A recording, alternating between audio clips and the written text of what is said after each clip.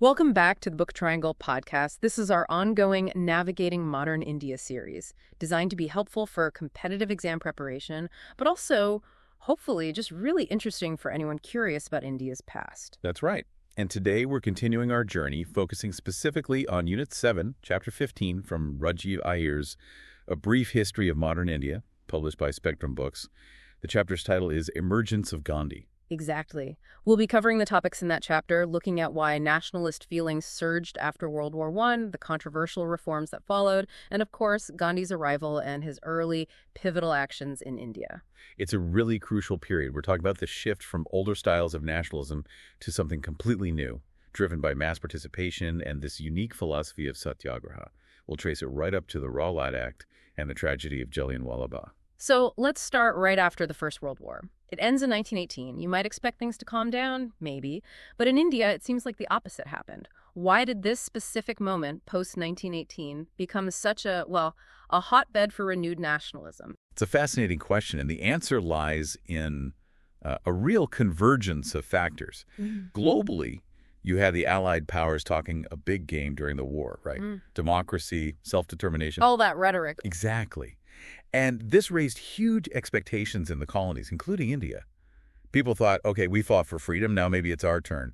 But then, what actually happens? Not much freedom, I gather. Worse than that, the colonial powers, Britain included, actually divided up the colonies of the defeated nations among themselves.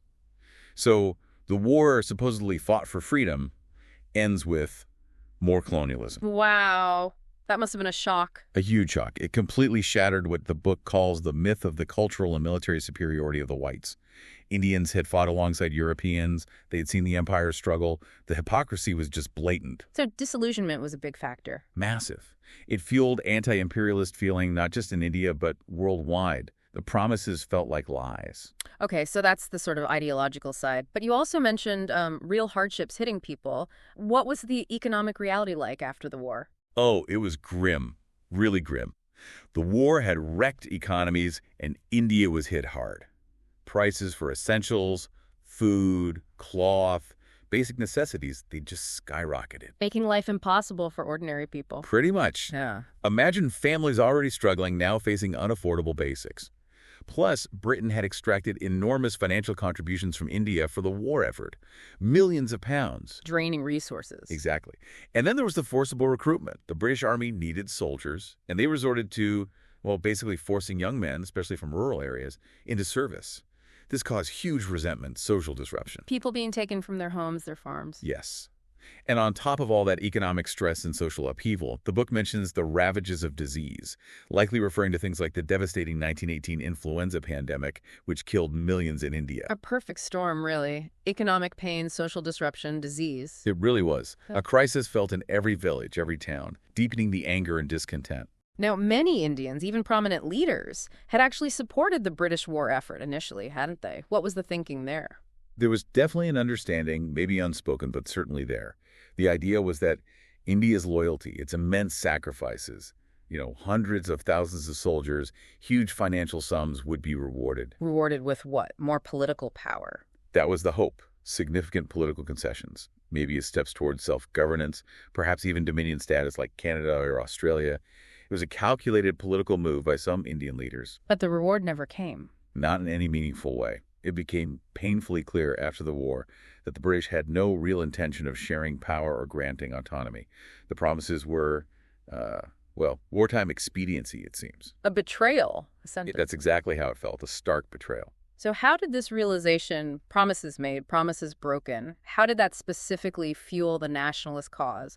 Did it change what people were demanding? It changed everything. It forced Indians to ask, if this war was about liberty, why are we still treated like subjects? The whole idea of white superiority, already weakened, now seemed completely hollow. Right. The hypocrisy was laid bare. Completely. The war exposed imperialism for what it was not some civilizing mission, but about exploitation and control. So the mood shifted from a kind of hopeful expectation, maybe naive hope, to bitter disillusionment. And a stronger push for real freedom. Exactly. It solidified the demand for Swaraj self-rule. Not just asking nicely anymore, but demanding it as a right. This disillusionment was a crucial psychological turning point. And then, into this already volatile mix, comes the Russian Revolution in 1917. How did that event, happening so far away, impact things in India? Its impact was huge, actually. The Russian Revolution offered a completely different model. Here was a centuries-old empire, the Tsarist regime, overthrown and replaced by a new social order, one explicitly against imperialism and capitalism. A successful revolution against an empire. Precisely. It showed it could be done. It wasn't just a theory. It gave inspiration, especially to younger nationalists and those leaning towards more radical socialist ideas. So it offered an alternative path. Yes. The source mentions it contributed to a resurgence of militant nationalist activity throughout Asia and Africa. It provided an alternative ideology, proof that the existing order wasn't permanent, that empires could fall. It fueled a more assertive, demanding nationalism. Okay, so tensions are incredibly high. Disillusionment, economic hardship, revolutionary ideas in the air. How did the British respond? You mentioned reforms earlier, the Montagu-Chelmsford Reforms.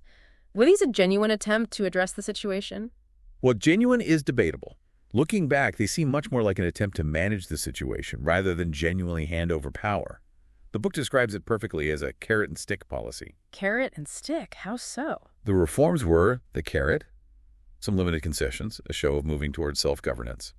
But the stick came simultaneously in the form of repressive laws designed to crush dissent. We'll get to that stick later. It's crucial. So the reforms were the carrot.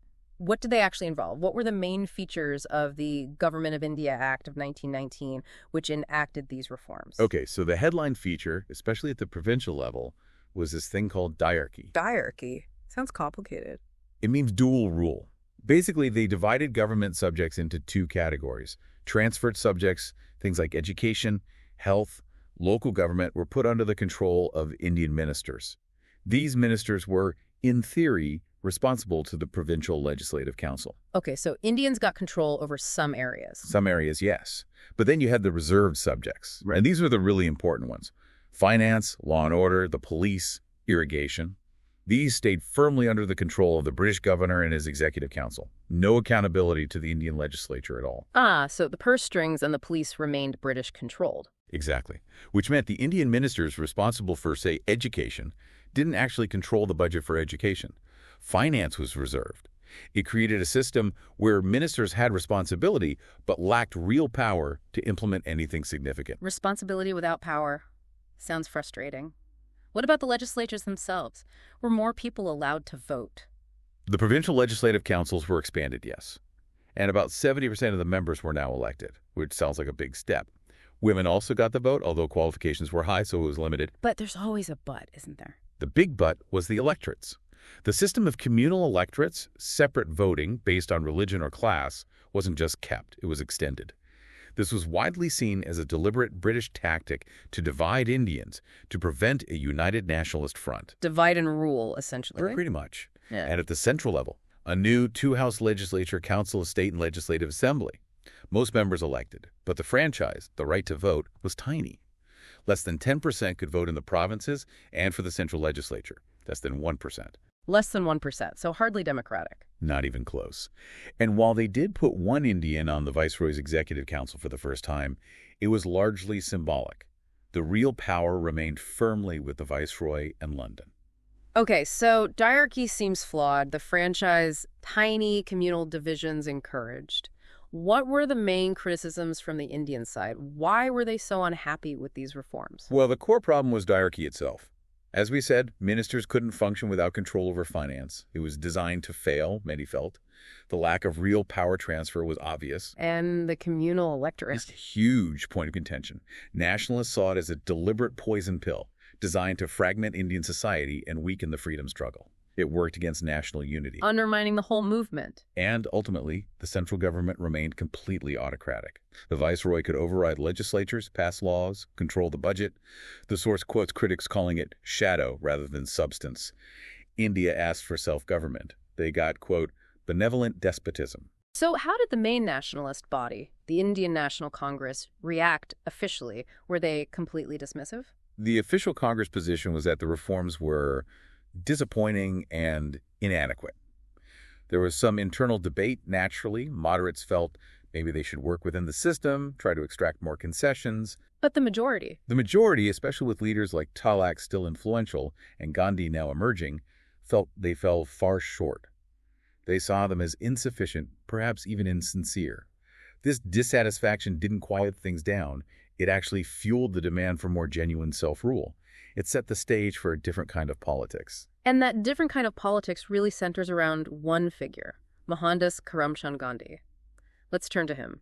Before he becomes this huge figure in India, he spends 2 decades in South Africa. How crucial was that period? Absolutely crucial. South Africa was his political and spiritual laboratory, really. He went there in 1893 as a lawyer, quite apolitical initially, but he immediately slammed into this wall of intense racial discrimination. Against Indians specifically? Yes. Indians were subject to humiliating laws, segregation, denial of rights. They were often called coolies. Gandhi himself experienced this personally thrown off a train, barred from hotels. It was brutal. And this personal experience ignited something. It propelled him into activism. He started organizing the Indian community there, forming the Natal Indian Congress in 1894. His early campaigns were focused on fighting specific discriminatory laws, trying to stop them from taking away voting rights, fighting restrictions on movement. Can you give some examples of those laws he fought? What were people facing? Sure. There were laws trying to stop Indians from voting altogether, restrictions on moving between provinces. The source mentions people deliberately crossing borders without permits, courting arrest, mass civil disobedience even then. Filling the jails, like he'd do later in India. Exactly. Then there was a really harsh 3-pound poll tax on ex-indentured laborers. People who'd finished their contracts but were essentially taxed into poverty or forced back into servitude. Gandhi's campaign against that tax mobilized a lot of poorer Indians. A huge burden for low-wage workers. Immense. And perhaps the most insulting was a court ruling that invalidated non-Christian marriages. Hindu, Muslim, Parsi marriages suddenly weren't legal.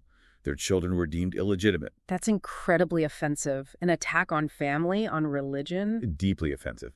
The source says Indians saw it as an assault on their honor. It galvanized resistance across religious lines within the Indian community there. And during this time, he set up Tolstoy Farm. What was that about? Tolstoy Farm was vital. It wasn't just a refuge. It was a cooperative community, a commune. Here, Gandhi and his followers practiced self-sufficiency, simple living, and, crucially, the principles of nonviolent resistance. That's a training ground. A practical training ground for Satyagraha, learning the discipline, the self-reliance, the community spirit needed for sustained nonviolent struggle. It was about living the philosophy. So those 20 years were about more than just fighting laws. What were the big lessons he learned that he brought back to India? Several huge lessons. First, he saw firsthand the incredible power of ordinary people, now the masses, their immense capacity, as the book says, to participate in and sacrifice for a cause that moved them.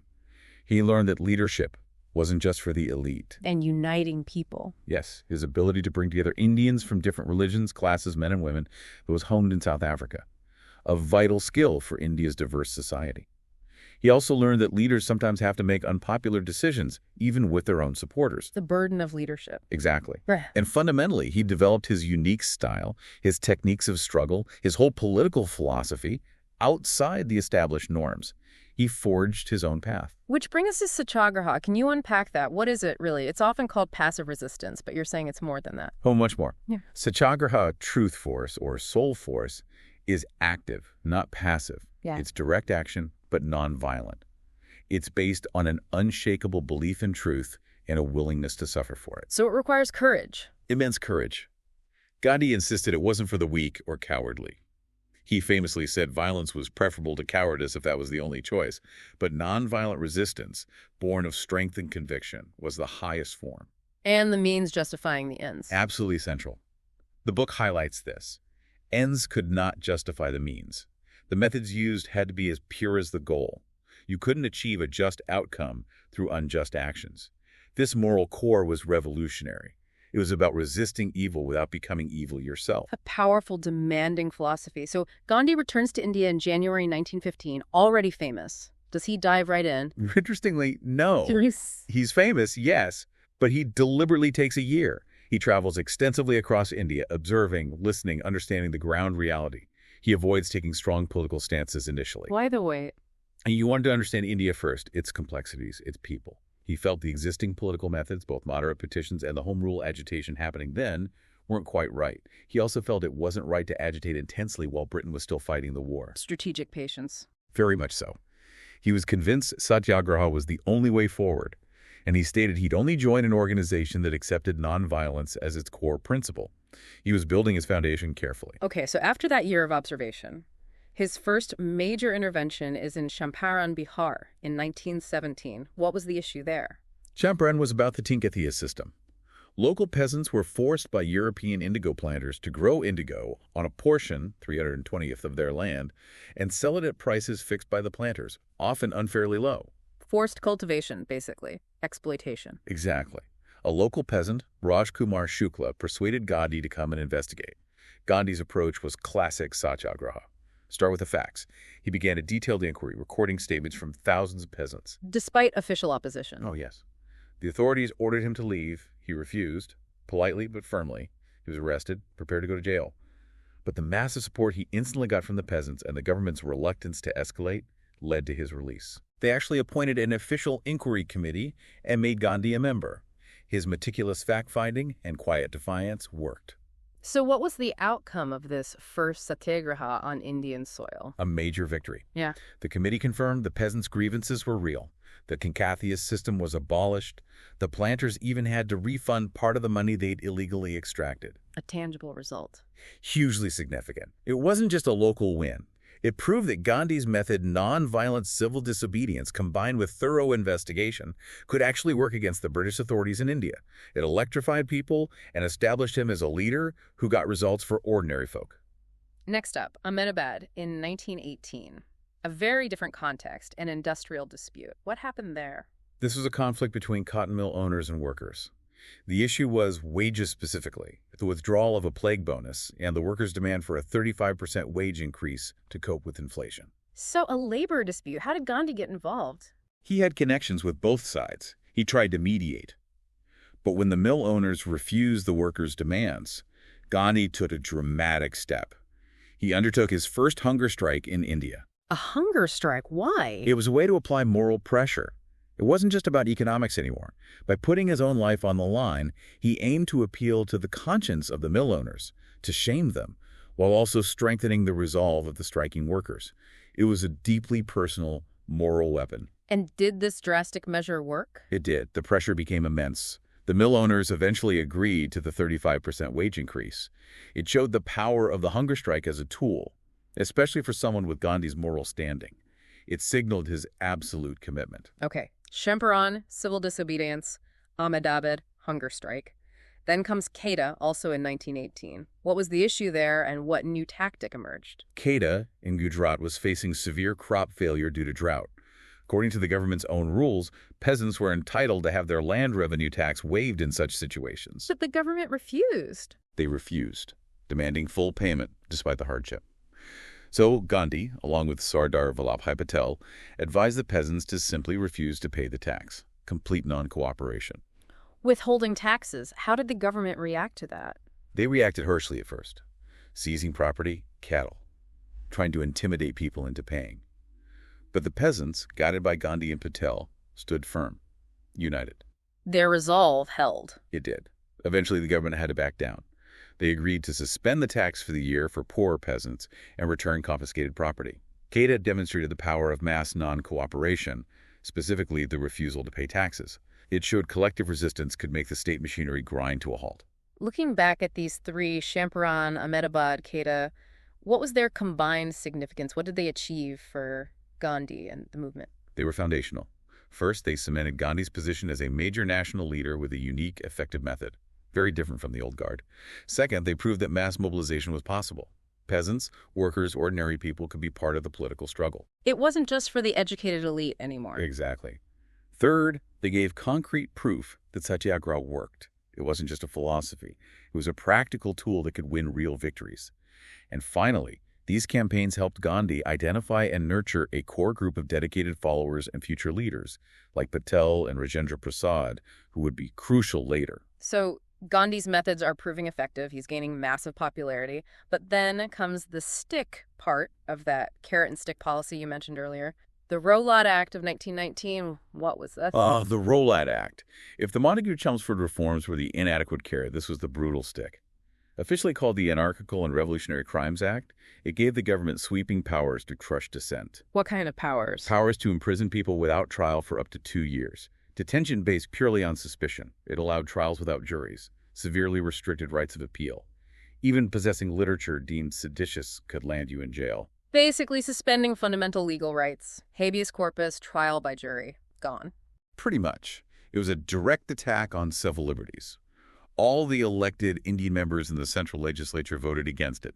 Figures like Jinnah Malaviya resigned in protest, but they were overruled. So, despite Indian opposition, it was forced through. Yes, and it revealed the underlying reality of British rule.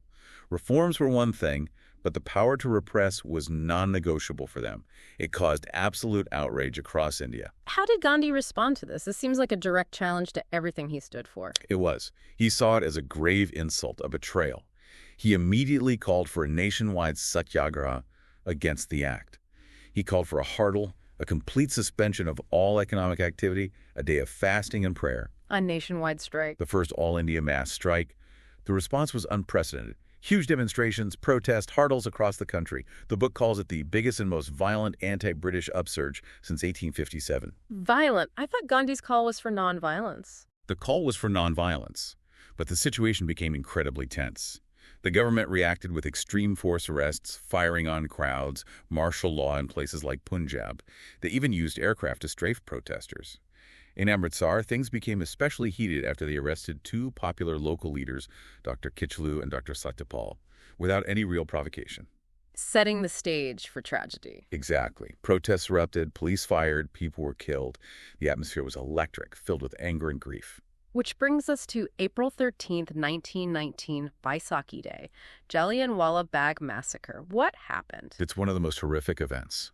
A large, peaceful crowd had gathered in Jallianwala Bagh, an enclosed public garden with very few narrow exits in Amritsar. Many were there for the Baisakhi festival, unaware or defying a ban on public meetings issued by Brigadier General Reginald Dyer. Dyer. He was the military commander there. Yes, he arrived with his troops, blocked the main exit, and without any warning, ordered his soldiers to fire directly into the dense, trapped crowd. Unarmed civilians. Completely unarmed. Men, women, children. The firing continued for about 10 minutes, relentlessly, until the ammunition was almost exhausted. Hundreds were killed instantly, thousands wounded. Dyer later admitted he did it to create a moral effect, to strike terror. He admitted it? Chillingly, yes. Yeah. He made no effort to help the wounded afterwards, saying it wasn't his job. It was calculated, brutal violence designed to terrorize the population into submission. The impact must have been devastating, emotionally and politically. How did India react? With utter shock, horror, and burning indignation.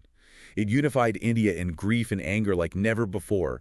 Rabindranath Tagore renounced his knighthood in protest, writing a powerful letter condemning the government. A huge symbolic act. Immense. Gandhi, too, condemned it utterly. The massacre became a symbol of British tyranny, erasing any remaining faith in British justice for many Indians. It solidified the demand for complete independence. There was no going back after Jallianwala Bagh. After this global outrage, the British government set up the Hunter Committee to investigate. Was this a genuine attempt at finding the truth and delivering justice? Well, it looked like an inquiry. Lord Hunter chaired it. They took evidence, including Dyer's own testimony where he showed no remorse. But the outcome was deeply unsatisfactory. How so? No punishment for Dyer. The committee criticized his judgment but didn't impose any real penalty. They argued his actions were condoned by his superiors, and crucially, the government had already passed an Indemnity Act to protect its officials from prosecution for actions taken in Punjab. A whitewashing bill, as Motilal Nehru called it. Precisely. It felt like a cover-up, an attempt to shield Dyer and the administration from accountability.